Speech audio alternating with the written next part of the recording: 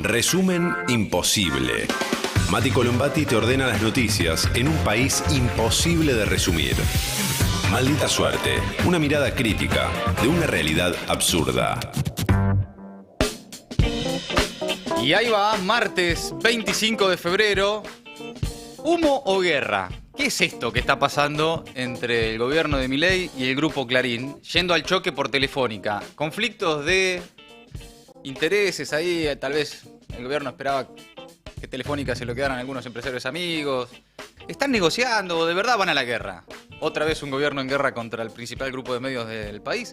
Bueno, arranquemos a resumir. Mientras tanto dejan un like y un comentario, pero empecemos por acá. Porque Telefónica informó, como ustedes saben, que ya concretó la venta de sus operaciones en la Argentina a Telecom, la empresa que es en un 40% propiedad del grupo Clarín y otro 40% de Fintech, de David Martínez. Pero el gobierno de Milei no quiere saber nada, porque en realidad prefería que Telefónica se le queden unos empresarios amigos. Y entonces avisó que va a recurrir a la intervención de Defensa de la Competencia y al Ente Nacional de Telecomunicaciones, al ENACOM, para analizar si se trata de un monopolio, según informó la oficina del presidente. Analizar si se trata de un monopolio es espectacular. Sí, Tengo que analizarlo. Sí, se trata de un monopolio. Claro, básicamente hay dos empresas de Telefónica y se los queda toda una empresa, parece bastante monopólico. Bueno, Milei ayer estuvo en sus redes toda la tarde replicando tweets que hablan de los peligros de un monopolio. Mi favorito es uno de la derecha diario, porque dice: así es el monopolio gigante del grupo Clarín, conseguido gracias a décadas de beneficios estatales. El gobierno de Milei analiza ponerle un freno no autorizando la compra de Telefónica. Y es espectacular porque muestra el mapa de concentración de medios e intereses del grupo Clarín, que en su momento mostraba Jorge Lanata en la tele, en Canal 26, antes de ser contratado por el grupo Clarín como su principal estrella. Es espectacular. Tal vez hay gente que, como Anto, por ejemplo, que en aquellos años tenía 8, 9, 10 años, ¿no? 10 años, que no recuerda toda esa discusión, toda esa intensidad de lo que era en aquellos años los gobiernos de Cristina, fundamentalmente, contra el grupo Clarín, aquella disputa post la batalla aquella de la 125, el conflicto con el campo y demás. Pero esto ya pasó, esto nosotros ya lo vivimos, es una especie de déjà vu, es otra vez un gobierno peleándose con el grupo Clarín, o en todo caso otra vez un gobierno negociando con el grupo Clarín, que no sería tampoco la primera vez. Pero esto mismo que ahora ustedes están observando en redes sociales con los libertarios, diciendo no a los monopolios, Clarín miente, poniendo el mapa de medios, de la cantidad de medios que tiene el grupo Clarín, ya lo hacía Lanata antes de ser contratado por el grupo Clarín, recuerden. Redondelito. El grupo Clarín tiene la totalidad del diario Clarín, el 50% de Teis Sports, el 50% de TSC, el 99,2% de Artear, que a la vez tiene el 50% de Carburando, el 30% de Ideas del Sur, el 100% de Canal 13, que también tiene la mitad de Polka, la mitad más uno de TC 2000, el 30% de Patagonic, Papel Prensa, la mitad, el proveedor de papel barato subsidiado por el Estado más importante. ¿Asociados ahí con quién? Con el diario de la Nación. Estos son los tipos que manejan gran parte de tus horas libres. Gran parte de tus horas libres, de tus intentos. Recordamos aquel momento de Jorge Lanata, veíamos ese programa de Lanata en Canal 26, luego fue contratado por el grupo Clarín, tomó esa decisión. Ahora, insisto, esto es humo, es parte de una negociación, es para tapar otras cosas. Veremos si le funciona o no al gobierno. Pelearse con Clarín, en caso de que eso esté sucediendo, nunca es gratis para los gobiernos. Esto lo hemos visto desde el 70 y pico, incluyendo a la dictadura, hasta esta parte, ¿no? De alguna forma. Sí. Y todo lo que Clarín le fue sacando a los distintos gobiernos, ¿no? Bueno, habló Guillermo Franco, el jefe de gabinete, dijo que el gobierno evaluará la compra de Telefónica por parte de Telecom para determinar si esto genera un monopolio en el mercado. Y atención, porque mientras estaba dando la entrevista, le apareció una supuesta interferencia en el móvil de A24. A ver. El gobierno, a través del ENACOM, la semana pasada se expresó diciendo que iba a estar muy atento a lo que pasara, de manera que no se generara una fusión que de alguna manera estableciera algún tipo de monopolio. Hoy mismo la oficina de la presidencia sacó un comunicado ante las versiones que era inminente, un anuncio sobre esto, diciendo que obviamente iba a dar intervención a Defensa de la Competencia y al ENACOM para analizar el tema, ¿no? Para analizar el tema, o el gobierno tiene decidido al menos ir a confrontar judicialmente si esta operación se lleva adelante. Bueno, finalmente el ENACOM y Defensa de la Competencia son organismos que naturalmente tienen que intervenir. Por lo pronto el ENACOM tiene que autorizar la operación, así que veremos cómo se analiza el tema, qué significa del total de... Ahí parece que aparece una voz... ¿Qué pasa? A ver. Aparece una voz que no sé quién es. Yo puedo saludar y decir buenas tardes, pero no sé de quién se trata. No, debe ser... Bueno, por lo menos le dice buenas tardes. Menos mal.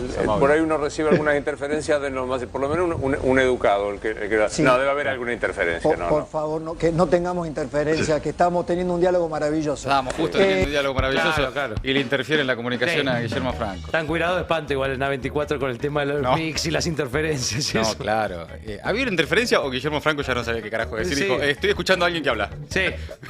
O por ahí yo sé. Corte A, se terminó el tema, pasaron a otra cosa, ¿no? Por ahí lo de escuchar cosas también se contagia también. Sí. Bueno, la tapa de Clarín hoy es espectacular.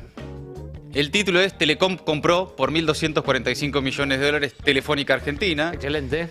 Y la bajada de la tapa es extraordinaria. Bueno, la compañía española había anunciado su salida de la región en 2019. Bien. O sea, es el diario del Grupo Clarín hablando de una compra del Grupo Clarín, ¿no? Por supuesto, como título principal y tema principal en su tapa. Después de un intenso proceso competitivo, Telecom adquirió la filial argentina. No se trató de una compra hostil, ya que la empresa española había iniciado un notorio proceso de desinversión que Telecom promete revertir con inversiones millonarias. Es decir, Muy bueno, bien. en los próximos años para el despliegue de la fibra óptica y sitios móviles de 5G. Desde 2017, Telecom, dice Clarín, sobre él mismo, ya lleva invertidos 6.000 millones de dólares. ¡Wow! Un montón. En términos geográficos y de clientes, se trata de dos empresas complementarias, Me quedo por tranquilo. lo que en la mayor parte del territorio argentino no hay concentración. ¡Uy, qué dice bueno! el Grupo Clarín sobre la compra que acaba de realizar. Es espectacular. Me siento un poco de vuelta en esa época de 678, Sí. mirando las tapas del diario Clarín y demás, pero es espectacular. Porque no hubo una compra hostil, Telefónica estaba de salida, Sí. no hay concentración de ninguna manera. Y esto va a ser buenísimo porque Sí. estaban desinvirtiendo como locos Claro. y nosotros la vamos a poner toda. Y asegura que el gobierno en su reacción garantiza la libre competencia y toda una... Bueno, en fin. Circula por estas horas la discusión sobre si Milei está o no a favor de los monopolios. Porque hay un discurso en el que habla que está a favor de los monopolios y hay algunas notas en las que dice que los cuestione, qué sé yo. Bueno, los libertarios dicen que ahora los cucas defienden a Clarín. Yo no vi ningún cuca defender a Clarín. No, yo tampoco. Solo comer pochoclo y disfrutar de este momento. De decir, sí. a ver, yo esta batalla la voy a mirar, esta peli no me la pierdo, mátense. Lo que sí vi muchísimo tweets de libertarios diciendo que los cucas están defendiendo a Clarín. Sí, claro, es que imaginan ahí, esto suele suceder mucho en Twitter, que es Imaginar un enemigo perfecto. imaginar que los cucas están defendiendo a Clarín. No Sí. vio ni un cucay. Ni un cucay defendiendo a Clarín. No lo vas a encontrar porque no es imposible que suceda. Es una confrontación directa con su formación política directamente. Lo cierto es que la discusión, sinceramente, es menos técnica y menos ideológica. Acá hay una disputa entre Clarín y otros empresarios más amigos del gobierno que se querían quedar también con Telefónica. No es tanto una preocupación de Milei por la concentración económica del monopolio Clarín. ¿Qué pasó en realidad? Contó hace ya unos días Diego Genud en El Destape que había otros empresarios amigos del gobierno un grupo empresario cercano al gobierno, que quería quedarse también con Telefónica. Dice Diego, un empresario importante del sector le confió al Destape que entre los que se quieren quedar con Telefónica Argentina está un holding cercano al presidente y afirmó que los Bertein de DirecTV no tienen fondos suficientes para comprar una empresa valuada en $1.000 millones. En cambio, afirmó que es otro Bertein, Gerardo, el que aparece conectado con un grupo inversor de mucho poder. De acuerdo a la información que circula en el mundillo de las telcos, junto con Gregorio Bertein existe otro grupo de empresarios amigos, todos de buena llegada a la Libertad Avanza. Rodolfo Donofrio, de la Estrella Seguros, Marcelo Mindlin, de Pampa Energía, y la familia Zielecki, dueña de Laboratorios Phoenix. El expresidente de River acredita una larga relación con el canciller Bertein y estuvo presente con Zulemita Menem el día de su asunción en Casa Rosada en noviembre pasado. La familia de los laboratorios tiene hoy a uno de sus miembros como parte del gobierno, el embajador en Francia, Ian Zielecki. cuenta Diego Yendo, que conoce de ese trasfondo y que ya venía hablando de esta historia desde hace algunos días en el Destape. ¿Qué opina Graciana Peñafort, heroína de aquellas batallas? Claro. ¿No? Año 2013, ¿se acuerdan? Audiencia en la Corte Suprema de Justicia. Amicus Curiae. Claro, exactamente. Estaba el Colorado, el abogado del Grupo Clarín. Sí. Que no me acuerdo el nombre. Pero Casino. Casino, que era el Colorado del Grupo Clarín. Y Graciana Peñafort, que le pegó un buen baile. Sí, le sí. pegó, lo llevó para acá, le enganchó para allá, tiraba unos caños. Un desastre le hizo Graciana Peñafort. ¿Qué opina ahora sobre esta situación? Dice que es más grave que cuando se discutía la ley de medios y que no se trata de Milei versus Clarín en realidad, sino del Estado contra una empresa que concentra las plataformas por las cuales circula la información. Acordate que la discusión por la ley de medios era cuántos medios de comunicación tenía el Grupo Clarín, los lugares en la grilla, si podía tener tantas radios y tantos canales, más el diario, qué sé yo. Ni hablar lo que es hoy, que es directamente la plataforma en la que circula la comunicación, internet y demás, Claro, ¿no? porque esto incluye Movistar, digamos, todo Claro. el paquete de Telefónica. Y Total. además, bueno, lo que decíamos un poco en joda más temprano, digamos, ponerle, ir a esa época de 2009, no existía Sí. WhatsApp, por No, ejemplo. claro. Digamos, cambió muchísimo la comunicación desde ese momento. Dice Graciana que esta concentración económica no está permitida por ley en ningún país del mundo occidental. Habló esta mañana acá con Ari Lijalada. A ver. Mira, yo lo primero que tengo para decir es que en este caso es incluso más grave de lo que fue en la ley de medios, porque ya no está concentrando licencias de comunicación audiovisual, sino que está concentrando las plataformas por las cuales circula la información. Si incluye la telefonía, internet, es una concentración francamente muy preocupante por parte del Grupo Clarín, y que es muy preocupante para cualquier país y para cualquier gobierno. Es más, yo voy a decir, no se trata de Milei versus Clarín, se trata del Estado, del Estado versus una empresa que ha demostrado tener prácticas de concentración que terminan afectando directamente el funcionamiento de cualquier democracia. Y a mí me parece sumamente preocupante. Ahí, en términos, vamos primero a lo legal. En términos legales, Clarín ayer anunció, ya lo compré, pero ¿es así o tiene...? Bueno, vuelve, ahí está Graciana Peñafort, abogada y legisladora porteña, hablando esta mañana acá con Ari Lijalad. Después hay otra nota interesante de Martín Becerra, especialista en el tema, siempre fuente de consulta, en el diario AR, que explica que con la compra de Telefónica de Argentina por parte de Telecom, que suman entre el 40 y el 80% de los mercados de telecomunicaciones y TIC en el país, política y negocios vuelven a cruzarse. La venta de Telefónica involucra los mercados de comunicaciones móviles, conectividad a internet, telefonía fija y televisión. O sea, es brutal. Es una concentración realmente brutal. Tremendo. En total, esos sectores facturaron más de 8.100 millones de dólares en 2023. Sumadas, Telecom y Telefónica controlan más del 55% de esos ingresos. Imagínense. Tomando en cuenta el ejercicio de 2023, ya que los balances del 2024 aún no están disponibles, la participación conjunta de Telecom y Telefónica oscila entre el 40 y el 80% de los mercados de telecomunicaciones. Los datos reunidos por el equipo argentino de Global Media, una consultora de este tipo de mercados, muestra que a nivel nacional, Telecom y Telefónica superan el 60% de lo que se recauda en comunicaciones móviles, el 45% de la conectividad fija a Internet, el 79% del servicio básico de telefonía y el 41% de la televisión de pago, ¿no? Donde Telefónica, a través de Movistar, tiene también una participación menor, pero tiene, ¿no?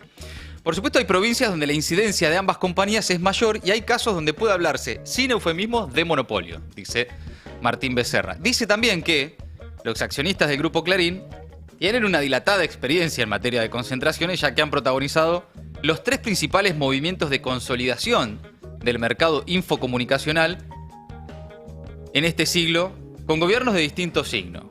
Todos recordamos, en 2007 lograron que el entonces presidente Néstor Kirchner autorice la fusión entre Multicanal y Cablevisión, ¿no? En ese momento eran 2 empresas de televisión por cable.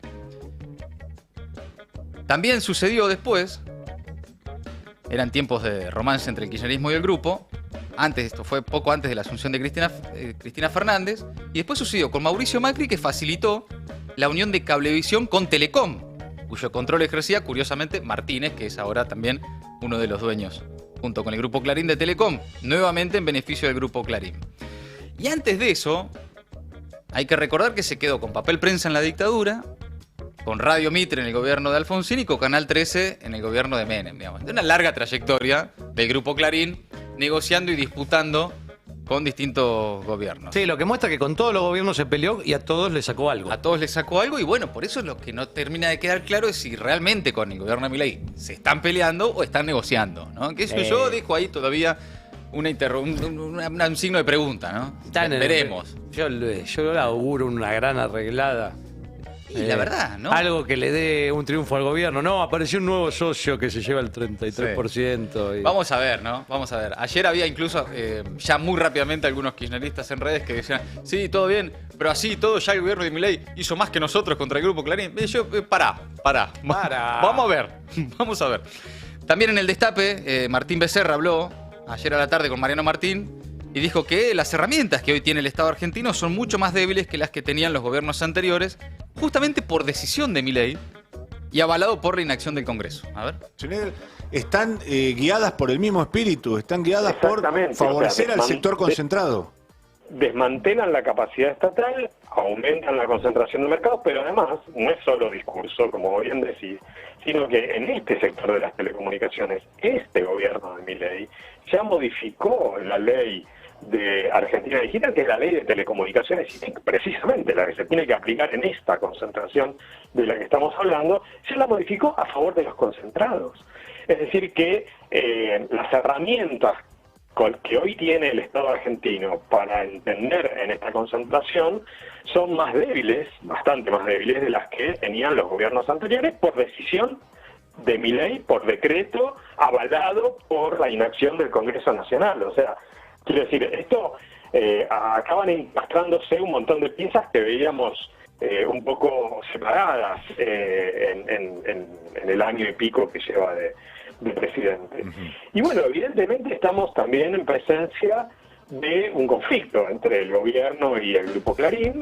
Bueno, un conflicto que tampoco es nuevo, ¿no? Nosotros veíamos, y vos, Gera, lo venís contando también, la disputa entre los libertarios en redes y los periodistas del Grupo Clarín. Sí, claro. Algunos en particular, ¿no? Que yo, Marcelo Bonelli. Alejandro Alfi, lo que ya el propio Adorni en alguna conferencia de prensa había advertido sobre la concentración del mercado comunicacional en la Argentina. Bueno, el último episodio de esa... La nota, ¿no? La entrevista. El papelón ese de Jonathan Viale, intervenido, y bueno, y las especulaciones, ¿no? Las teorías conspirativas de si filtró o no filtró el propio Grupo Clarín a través del YouTube de TN ese momento, si era para hacerle daño al gobierno o qué. Y una serie de cuestiones, ¿no? Que indican que la relación entre Milei y el Grupo Clarín no es buena y no es de ahora que no es buena. Sí. Venían a los tirones, pero acá lo que parece haber es un grupo muy pillo para los negocios, que se le anticipó a los empresarios amigos del gobierno que se querían quedar con Telefónica. Así que veremos si efectivamente van a la guerra o no. Y además, más allá de las especulaciones políticas, si efectivamente el Grupo Clarín logra concentrar de esta forma, sin antecedentes en la historia argentina, el mercado comunicacional de nuestro país.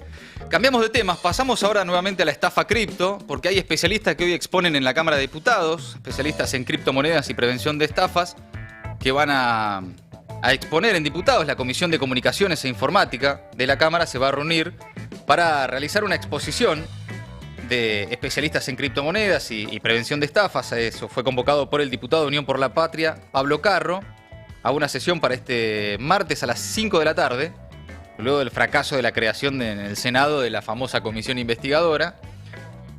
Y el objetivo de la convocatoria es, según dijeron, abordar la temática sobre la trama informática de identidades, dispositivos y programaciones relacionadas al uso de las criptomonedas y la prevención de estafas. Bueno, entre los participantes de la mesa de expositores están Carlos Malatón, abogado, un hombre que conoce el mundo cripto y que además lo conoce a Milei, el especialista también en criptomonedas Santiago Siri, y representantes de la Cámara Argentina de Fintech, entre otros. Bueno, hay un intento también de la oposición en la Cámara de Diputados de, bueno, no necesariamente avanzar o con una comisión investigadora ni, porque no le dan los números, el juicio político, pero sí con especialistas en la Cámara de Diputados que informen cuáles pudieron haber sido las irregularidades de esta estafa, ¿no? Sobre la estafa cripto, novedad de Franco Misragi en el Destape, cuenta ahí la historia del presidente de la empresa de esta empresa del escándalo cripto, que estuvo preso por estafa. La historia de Tom Davis, el padre de Hayden Davis, el coloradito que se saca foto con Milei, investigado por el FBI. Charles Thomas Davis es una figura clave de este escándalo cripto. Padre de Hayden Davis, es el presidente de la empresa Kelcher Ventures, que está detrás de la estafa que se está investigando en el caso Libra. Tom Davis ya había sido investigado por el FBI, estuvo preso en una cárcel federal tiempo atrás en los Estados Unidos por estafa, lo que no levantó aparentemente sospechas en el gobierno argentino. Estuvo también en el Tech Forum, en una ubicación de privilegio, aplaudiendo al presidente Javier Milei el año pasado, ahí en primera fila, junto con Adorni, Yuyito González y demás. Y su hijo Hayden estuvo reunido con el presidente en varias oportunidades y además tras el escándalo, bueno, no solo dijo que lo asesoraba, sino que tenía la guita, que estaba esperando qué hacer con el gobierno, que le dieran indicaciones y demás. Bueno, esto empieza a generar también no solo problemas judiciales y políticos para Milei en la Argentina, sino como ya hemos visto también en Estados Unidos y ahora también en España. Porque un diputado, el diputado de Sumar, Gerardo Pisarello, presentó este martes una denuncia ante la Fiscalía de la Audiencia Nacional para que se investigue en España el caso de la estafa de criptomonedas Libra, promocionada por el presidente argentino en sus redes sociales.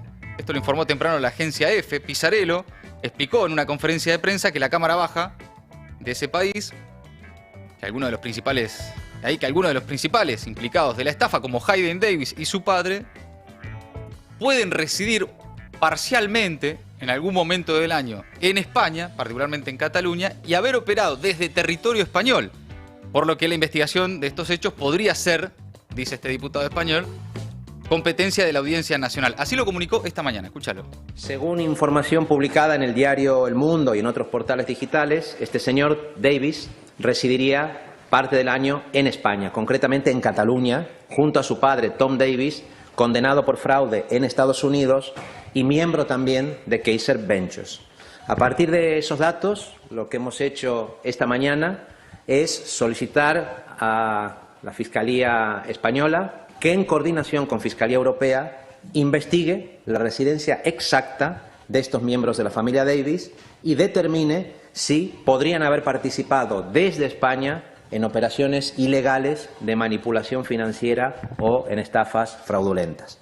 De prosperar esta iniciativa, la presuntamente delictiva actuación del presidente argentino y de sus cómplices sería investigada ya no solo por el FBI en Estados Unidos y por tribunales argentinos, sino también por la Audiencia Nacional Española y eventualmente por la Fiscalía Europea.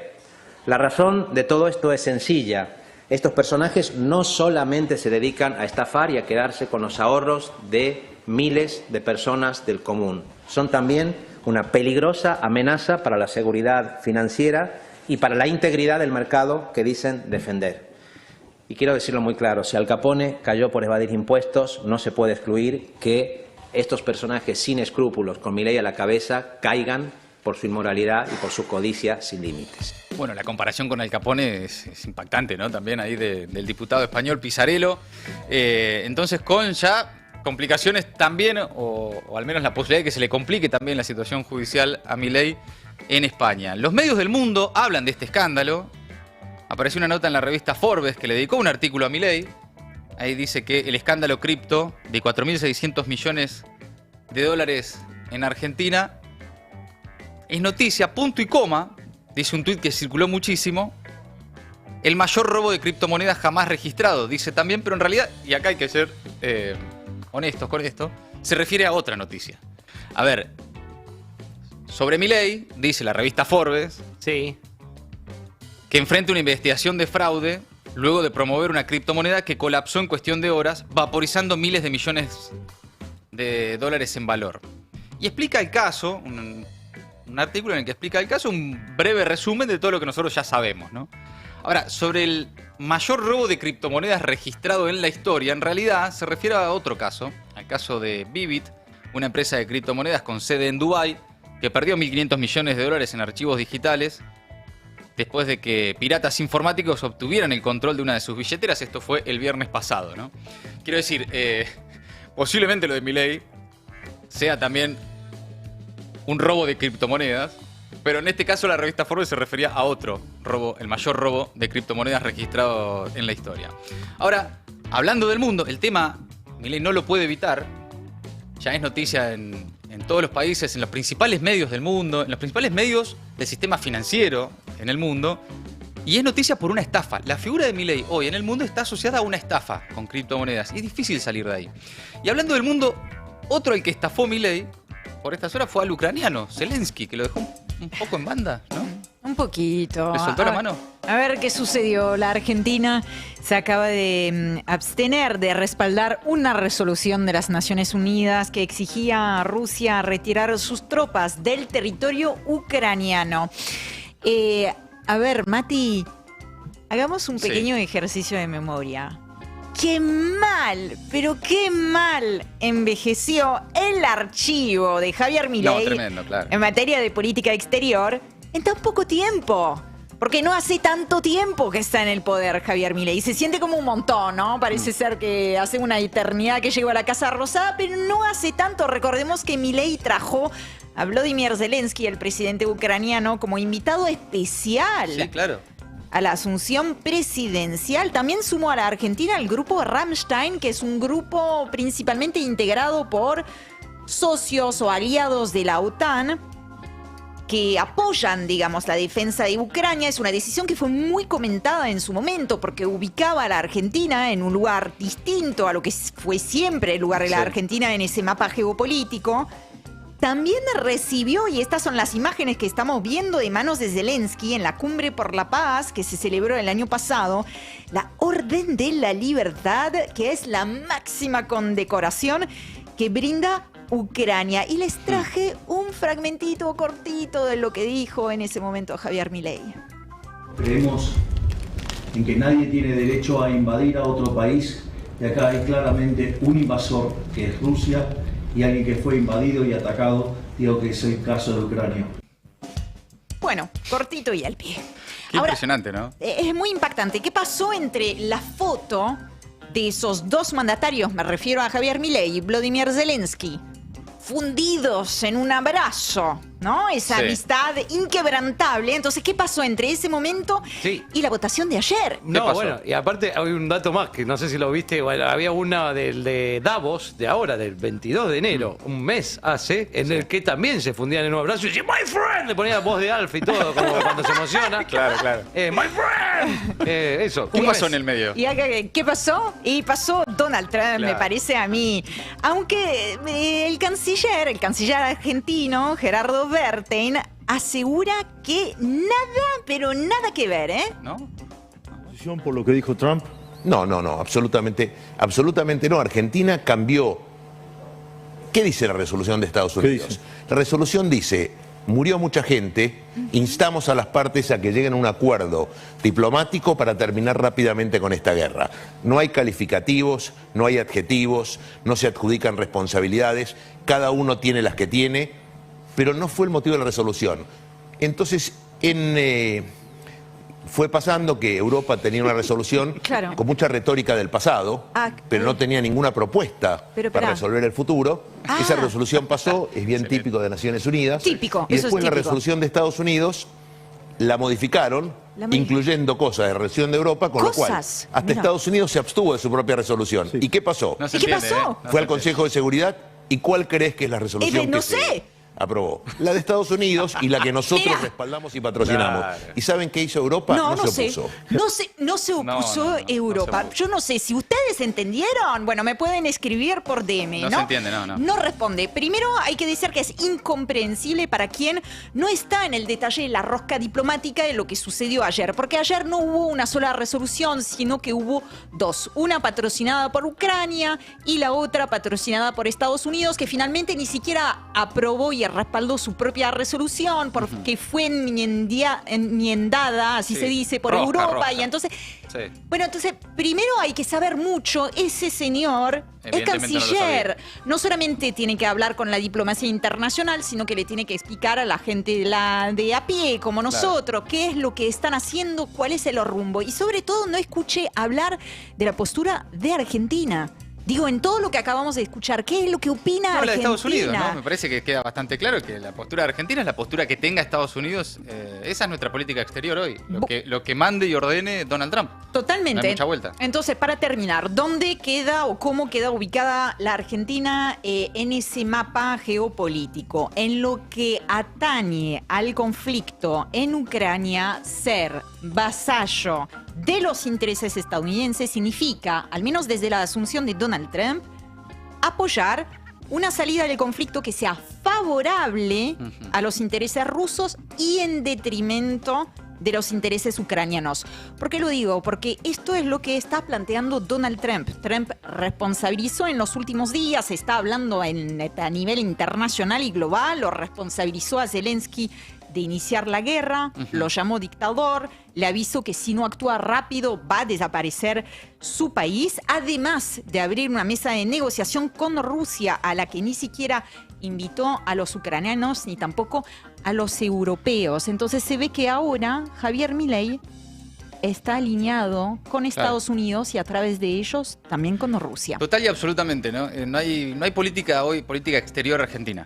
Es la que manda Estados Unidos. En cada uno de los temas, no importa que haya dicho antes Milei, según cómo vote o cómo se mueva para mí Estados Unidos, ahí atrás va el groupie, ¿no? El groupie de Trump, que es nuestro presidente. Para mí es lo más preocupante, Mati, simplemente para terminar, pero a mí me parece que Argentina podría defender la postura que quiera defender, digo, a favor de alguno, del otro. Pero tener una propia. Lo que acá realmente es llamativo y es preocupante es que no haya una postura propia. Cambiamos de tema, volvemos a la Argentina para continuar con este resumen, con otra estafa del gobierno de Milei, que es la mentira, el relato oficial de que baja la pobreza. O al menos, de mínima, hay polémica y dudas cuando se comparan con las mediciones, por ejemplo, de la ciudad de Buenos Aires. Hay una diferencia estadística muy importante. Según el Instituto de Estadísticas y Censos porteño, en el tercer trimestre de 2024, la pobreza alcanzó a 868.000 personas. Y la comparación con lo que mide, por ejemplo, los microdatos de la encuesta permanente de hogares, procesados por el especialista Martín Rosada, de la Universidad de Itela, es de 460.000 personas. Es decir, en las dos mediciones, en la que difunde el gobierno nacional y la que tiene la ciudad de Buenos Aires, de la pobreza en la ciudad de Buenos Aires, tiene una diferencia de un 90%, es casi el doble.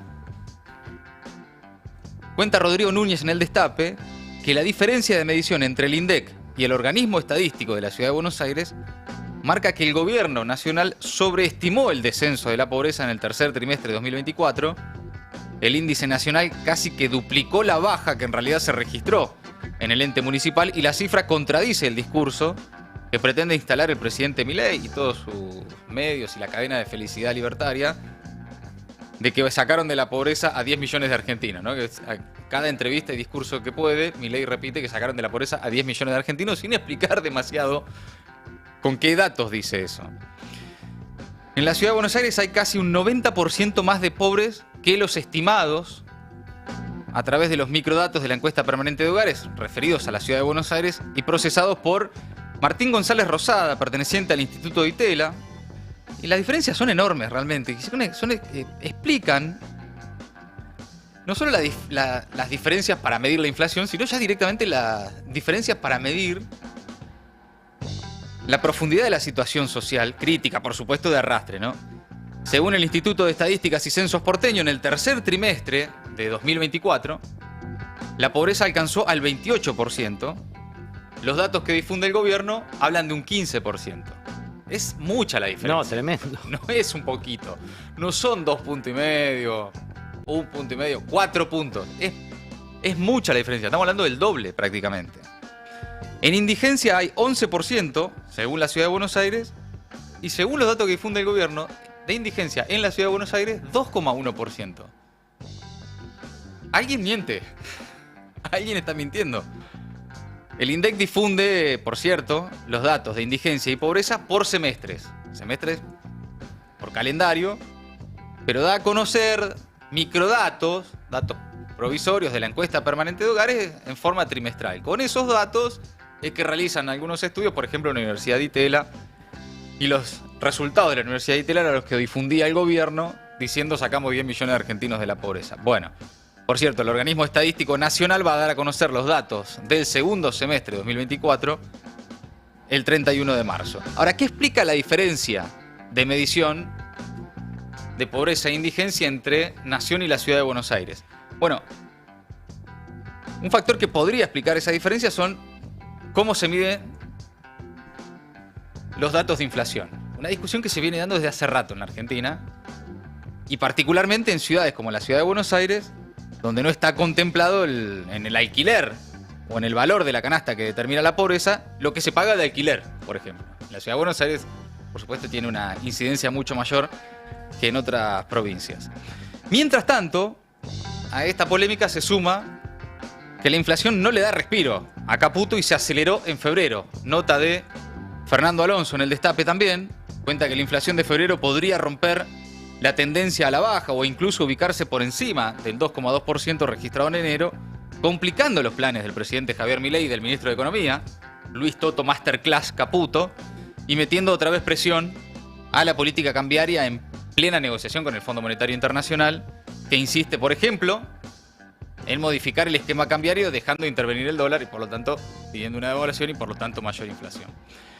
Bueno, por ejemplo, la suba de la carne, que cerraría el mes con un aumento del 5%, solo febrero, sin contar el aumento que ya había tenido en enero y diciembre, que impulsó la inflación en alimentos, y el incremento, por ejemplo, del 10% autorizado en el transporte público, que afecta a la ciudad de Buenos Aires y al Gran Buenos Aires, son los principales factores para impulsar la inflación de febrero. Pero atención entonces con esto, y a estar atentos también al dato oficial, falta, ¿no?, para el 31 de marzo, al dato oficial de pobreza que difunda el INDEC y las diferencias que les está dando con otros organismos también oficiales, como por ejemplo el de la Ciudad de Buenos Aires.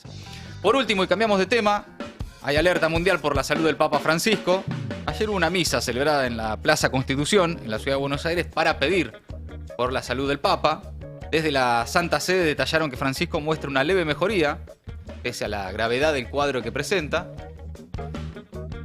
Informaron también que la leve insuficiencia renal no genera preocupación y que continúa con oxigenoterapia. El Papa Francisco agradece a todo el pueblo de Dios, dice en un comunicado oficial, que en estos días se ha reunido a rezar por su salud. En distintas partes del mundo, distintos líderes mundiales también, de distintas ideologías, por cierto, se han expresado sobre esto y finalmente el Vaticano informó que luego de recibir la Eucaristía, el Papa reanudó sus actividades laborales. Ayer hubo una importante misa celebrada en Constitución, donde anteriormente Bergoglio también realizaba varias de esas misas multitudinarias, pidiendo por la salud de Francisco. Es un tema, había alerta mundial, las últimas novedades son positivas para la salud del Papa argentino. Amigos y amigas, hasta ahí entonces las últimas novedades en el resumen imposible de Maldita Suerte. Maldita Suerte. Maldita Suerte. En El Destape 1070.